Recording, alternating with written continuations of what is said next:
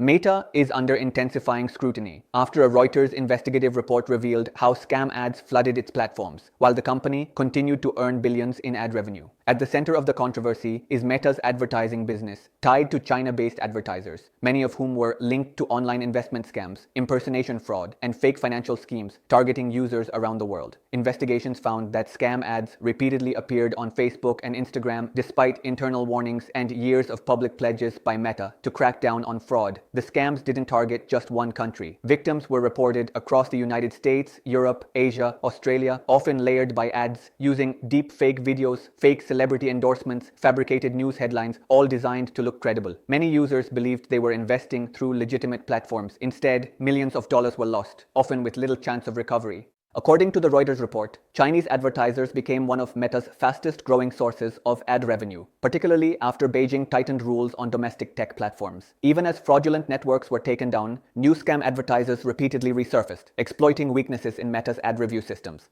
Former employees and internal documents suggest that Meta struggled to balance aggressive ad growth with enforcement, especially in high-revenue markets. Meta says it removes scam ads, disables fraudulent accounts, and invests heavily in safety systems, claiming scams are a wider industry problem and that criminals constantly evolve to evade detection. But critics argue that the scale of the abuse raises deeper questions about platform accountability, algorithmic amplification, and whether financial incentives slowed decisive action. Regulators worldwide are now paying closer attention. Lawmakers around the world are asking whether existing digital safety laws are strong enough and whether tech companies should be held legally responsible when fraud spreads through paid advertising. Some are calling for tighter oversight of ad verification, clearer liability rules, and faster compensation mechanisms for victims. This is not just a story about one platform or one country. It's about how global digital advertising ecosystems operate, how scams can scale up across borders within minutes, and how difficult it is for regulators to keep pace with platforms operating at huge scale. As AI tools make scams cheaper,